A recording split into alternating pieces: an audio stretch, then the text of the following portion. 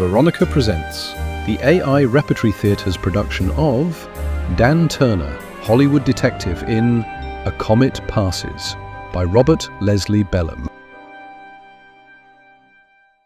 I got out of my jalopy and steps toward the closed gate of the ranch house grounds. Then this mean-looking Mex went for his knife. I don't like guys who pull knives on me. Listen, Pedro, or Felipe, or Jose, or whatever your name might be. I don't like the color of your teeth, and I'd just as soon pop you as look at you. Get the hell out of my way. He just stood there glowering at me. I have told you, senor, that you cannot enter this place. Yeah, and I've told you that I'm going in. Now run along before an accident happens to you. A bad accident. The desert's afternoon sun was hotter than a bake oven in hell, and my disposition felt like a fried egg. Moreover, I'd spent nearly a month of damned hard investigation work to get this far, and I wasn't in the mood to have any sweating Mex ranch hand try to stop me now. I took another step forward. He backed up, rested his shoulders against the closed gate leading into the ranch yard. His knife glittered in the sun, and his lips peeled away from his white teeth in a wolfish snarl. Senor, I warned you. I didn't want to pull my Roscoe on him unless I had to. I said, "Listen, Latin. My name is Dan Turner. I'm a private dick from Hollywood, a detective. Compre?" It makes no difference who or what you are, senor. My orders are to keep everyone out of this ranch, including detectives. Nuts, brother. I want to see Nalia Kenton, and I intend to see her right now. There is no Nalia Kenton here, senor. You lie, and you know it. I knew I was right. Knew the Mex was lying. Nalia Kenton was in that ranch house. I'd put in more than 3 weeks tracing her, ever since she'd mysteriously vanished from Hollywood. Finally, by a lucky break, I'd screwed some information out of a real estate agent in San Bernardino. Nalia Kenton had bought this secluded ranch in a hidden valley 1 hour east of Victorville. Why? Only God knew. And I wasn't particularly interested. I just had a job to do, and I was doing it. Nalia Kenton hadn't been a star in Hollywood. She'd been a comet. She'd made just 2 pictures, and the public went nuts over her. Went crazy over her slim figure, her wide, innocent blue eyes, her tawny golden hair. And then, zip. For no apparent reason, she disappeared. That's where I entered the plot. Jake Morrison, executive head of Century Productions, had come to me and hired me to find Nalia Kenton for him. Jake had 2 good reasons for wanting her back in Hollywood. First, because she was the biggest box office smash he'd ever had. Second, because he was dippy in love with her. And so, there I was, in front of the ranch where Nalia was hiding out. And this greaser was trying to run a bluff on me. As I say, I didn't want to pull my Roscoe on him. As far as I know, there was no call for gunplay. No crime had been committed. I had been engaged to find Nalia Kenton for Jake Morrison. I'd found her. Now I just wanted to see her for a minute. Then I'd report to Jake Morrison and let him do the rest. In fact, I'd already wired Morrison from Victorville that I'd practically completed my job. So I grinned now. "I'll give you one more chance to drop that knife and open the gate. Will you or won't you?" I will not, senor. "This is going to hurt you worse than it does me." And I made a dive for him. He did what I expected. He tried to slice my windpipe with his chiv, but hell, he was slower than coal tar. I ducked his thrust, closed my fingers around his knife wrist. I twisted. The knife went flying through the air, landed in the dust of the road. Then I doubled my right fist and fed a load of knuckles to the Mexican's kisser. He staggered, spitting blood. I'll say this for him. He could take it. Usually when I hit a guy, he goes down, the first time, and stays down. But this one fooled me. He ate that first punch of mine as though it had been breakfast food, and he came back for more. He brought up his left, buried it in my belly. That made me sore. I feinted him wide open, and then I let him have 4 straight bashes on the jaw. 2 would have been plenty. He sagged. His knees buckled out from under him. I caught him as he fell. I dragged him to the shade of a stunted tree, unfastened his galluses, and used them to tie him up. Then, when I was sure he was nice and comfortable, I left him. I opened the ranch yard gate and strolled up to the house. I knocked on the door. Everything was quiet and peaceful. Except for the tinkle of running water somewhere, I couldn't hear a sound. And then the door opened. Kitty Kenton, for God's sake. The girl who stood before me was tall and husky, a Viking goddess with flaxen hair, broad hips, Juno-esque breasts. She was the missing Nalia Kenton's half-sister, and she was a knockout in any man's language. I hadn't suspected that she might be here too. Kitty Kenton didn't seem particularly surprised to see me.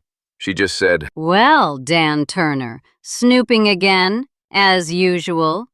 How the hell did you get past Jaime Lopez?" "You mean the gatekeeper? I fed him some sleeping medicine." "Sleeping medicine?" "Yeah, these."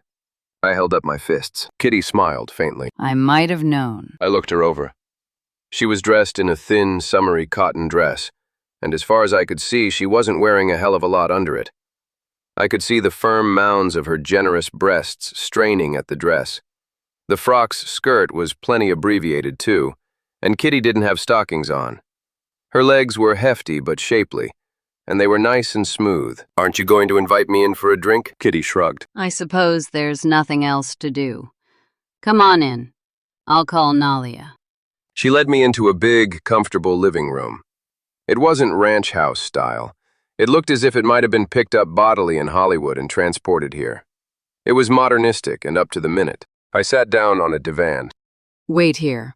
I'll get Nalia for you." Then she went out. I fished out a gasper and set fire to it. After a while, I heard footsteps coming. I looked up. There stood Kitty Kenton and her half-sister, Nalia, the dame I'd come to find. They entered the room arm in arm. Nalia Kenton's prettiness took my breath away. Lord, she was lovely. She was a wee little thing, all cuddly curves and slim contours. She had tawny hair and the biggest, bluest, widest eyes you ever saw. She was dressed in linen shorts and a bandana brassiere. Her skin was the color and texture of cream. Her hips were slender and her breasts were small, like cupcakes. She was delicious. I felt like grabbing her and eating her. She wasn't smiling. She seemed to be looking straight past me, and I could tell she wasn't pleased to see me. "Well, Mr. Turner?" "Nalia Kenton, gosh, you're looking swell." "Thank you." She moved slowly toward a chair, with Kitty still arm in arm with her. Then she sat down, but Kitty remained standing. "I suppose somebody hired you to trace Nalia, eh, Dan Turner? You've got the reputation of never working just for the fun of it." I grinned. "Right-ho. Jake Morrison of Century Pictures hired me. He's been worried to death ever since Nalia pulled the Vanishing Act." "Jake Morrison sent you?" Once more, I got the impression that she was looking straight through me, as if trying to probe my soul. "Yes, he wants you to come back to Hollywood." Nalia shook her head. She fumbled on the table alongside her, found a cigarette. Her half-sister, Kitty, lighted it for her. Then Nalia said, "I'm never going back, Mr. Turner. Never." "Never's a hell of a long time." "Eternity." Nalia Kenton agreed bitterly. Then she leaned forward, flipping ashes on the floor. "Listen, Dan Turner, I want you to do me a favor. Go back and tell Jake Morrison you couldn't find me. Tell him you lost my trail. Tell him anything. But don't let him know where I am. Don't let anybody know." She sounded frantic, almost hysterical. I didn't get it. This all sounds screwy to me. Nalia Kenton bit her lips, closed her blue eyes wearily. I'm through with Hollywood and Jake Morrison and the outside world. I'm never going back. I want the public to forget me. I want to be alone. Alone! Do you understand?" I lighted a fresh fag. "Listen, Nalia, you're asking me to do something impossible. I've got a professional rep to maintain. If I tell Jake Morrison I wasn't able to find you, it'll get whispered around that Dan Turner has lost his grip, hasn't got anything on the ball anymore." I'll pay you $1,000 for just one lie, Dan Turner. $1,000 to keep my hiding place a secret from the world and from Jake Morrison. I frowned. I was thoughtful. I was beginning to wonder what was behind Nalia Kenton's desire to become a recluse from the world at large, and Jake Morrison in particular. Here Nalia was, young, beautiful as all hell, on the verge of a meteorically successful career in pictures. Jake Morrison, one of Hollywood's biggest cinema shots, was batty over her. Nalia had everything, and she wanted to toss it away. Why? Could it be that something out of her past had bounced up to give her the jitters? I tried to piece together what I'd heard of her history. 2 or 3 years before, she'd been a non-professional, had been the wife of Steve Parker, the big star of silent films. You remember Steve Parker, perhaps, the guy who made such a hell of a name for himself playing Spanish roles. The talkies had killed him off. His voice didn't register properly or something. Anyhow, he had faded from sight. Then Nalia had divorced him, and that was that. Later, Nalia got into pictures, became an overnight smash success. Could it be that Steve Parker had popped back from oblivion to reappear in Nalia's life? Could it be that Parker was jealous of Jake Morrison? Had Parker shown up and threatened Nalia, threatened to kill her? That might be one angle. It might be the reason why Nalia was hiding out. She might be scared. Anyhow, she was offering me 1,000 skins, cash, to lay off her. Listen, Nalia, darling, give me a day or so to think things over. Nervously, she ground out the stub of her cigarette against the expensive, polished top of a mahogany end table. You mean you won't betray me? At least for a little while? Not for a little while. And I don't want your dough, at least not yet. Thank you, Dan Turner. Then she got up. And now, if you'll excuse me, I'll go for my afternoon swim. You'll be returning to Victorville immediately? There was dismissal in her voice. She was inviting me to leave. I took the hint. Okay, yeah, I'm going. Nalia walked out of the room, slowly, like a person in a trance, or in deep trouble of some sort. I started for the front door, but Kitty Kenton, Nalia's Juno-esque half-sister, stopped me. Don't go yet, Dan. God knows I get lonesome in this hellhole. A good-looking man is like a gift from heaven. Stick around a while. I looked at Kitty.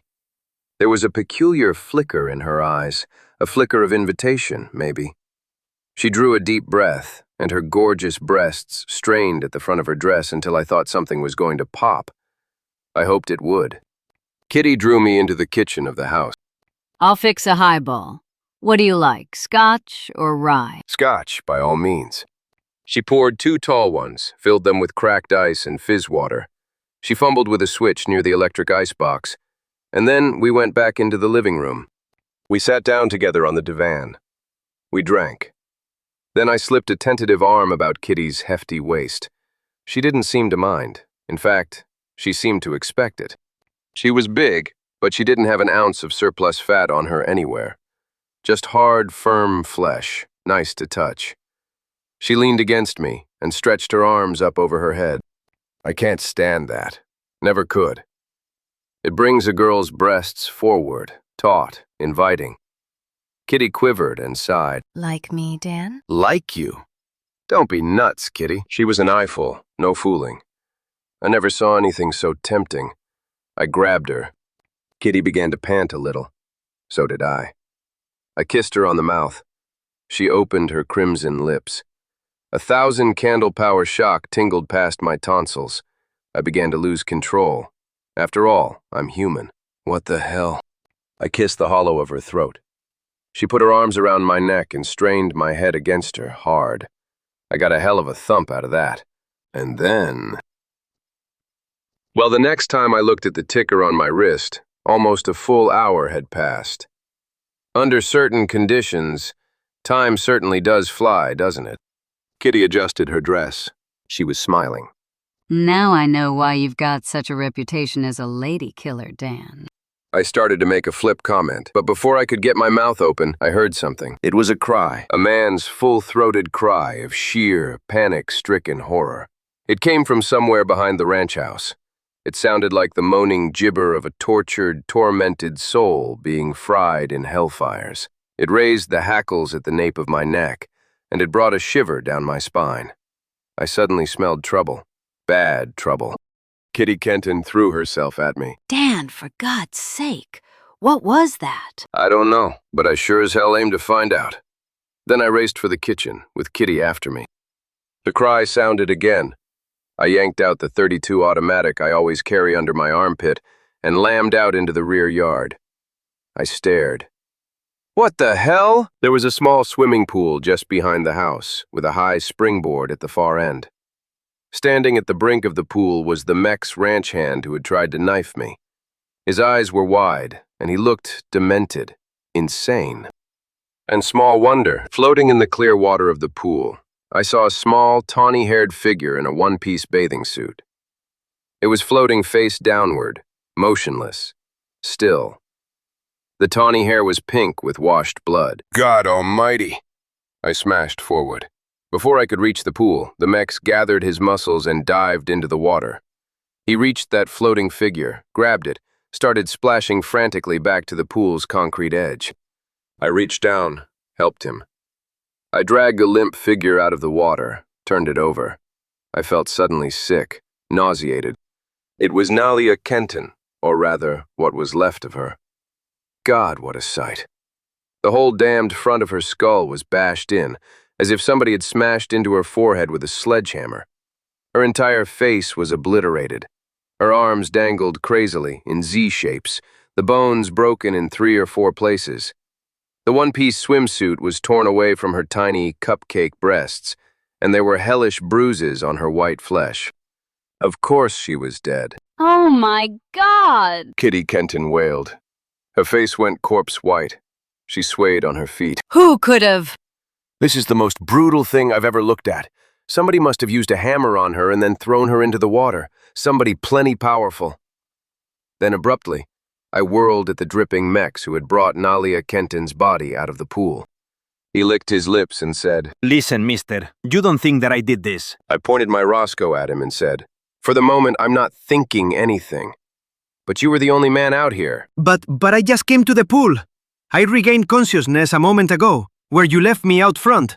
I wormed my way to my knife, cut myself loose, came back here and saw this. He shuddered as he looked at Nalia Kenton's battered corpse. I didn't believe him. I turned, handed my automatic to Kitty Kenton.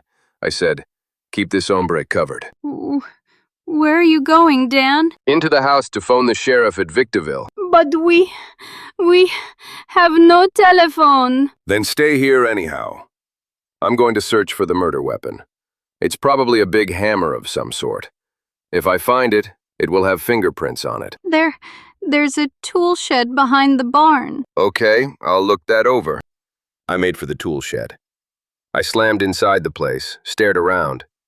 I saw a big heavy sledgehammer standing in one corner, but it was clean. There was no blood on it. I went toward it, wrapped my hand with a clean handkerchief, hefted the hammer. Damn you! You killed Nalia. Jake Morrison hired you to murder her. I whirled and stared into the muzzle of my own automatic.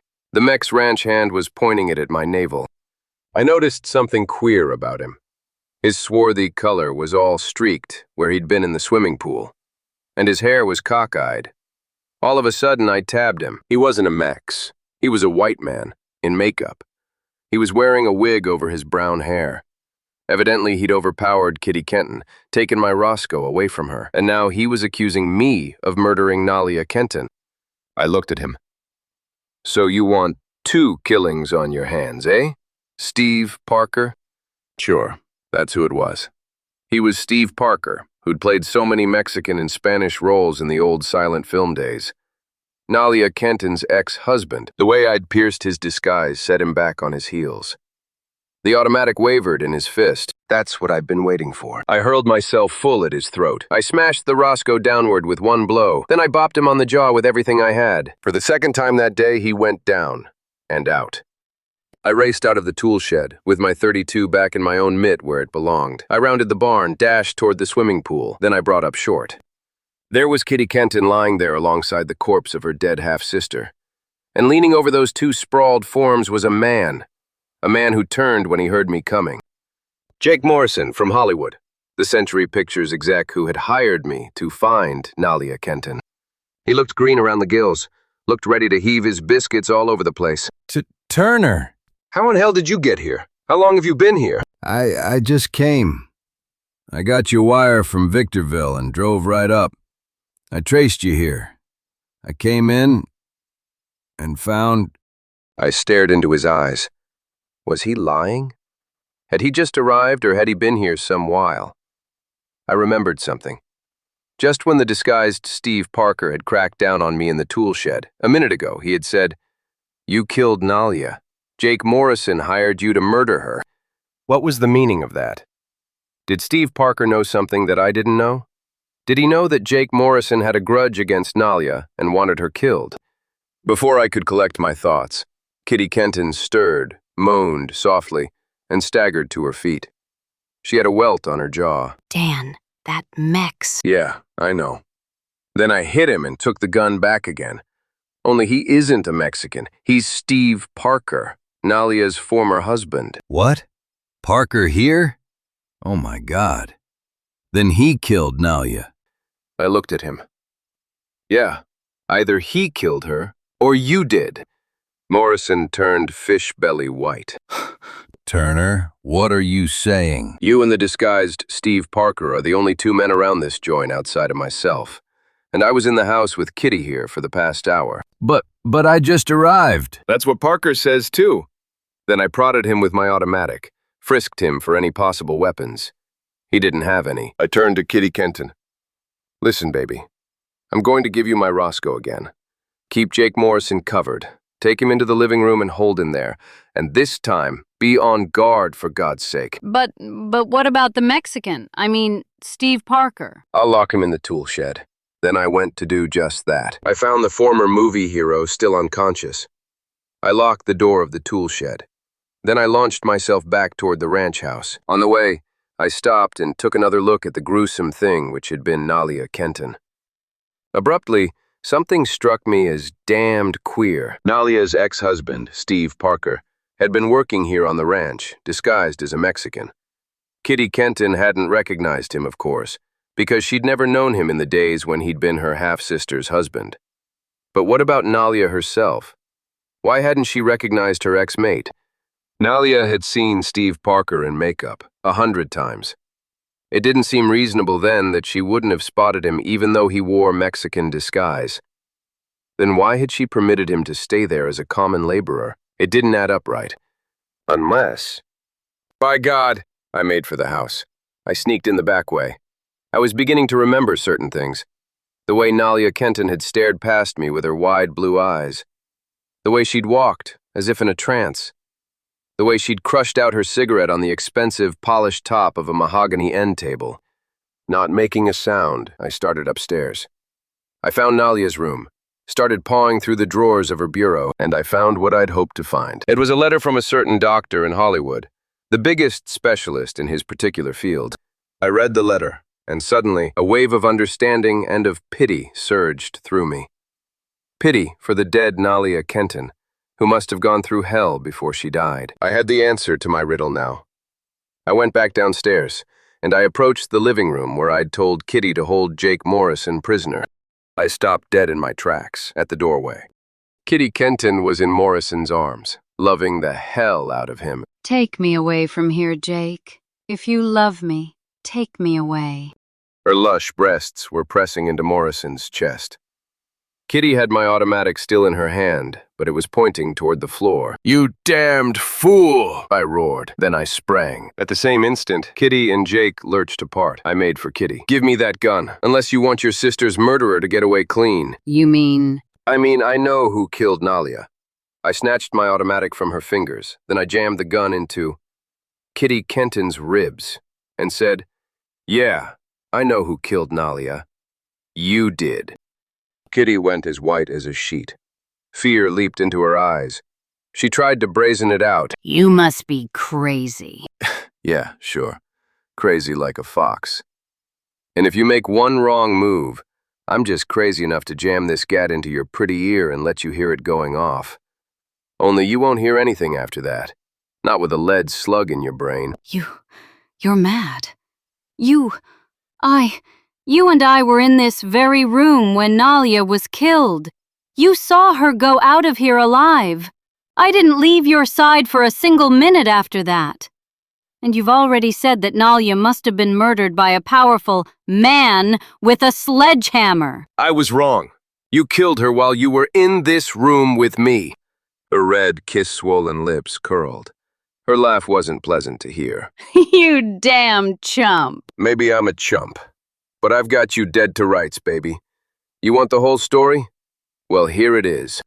I set fire to a gasper, blew out a cloud of smoke.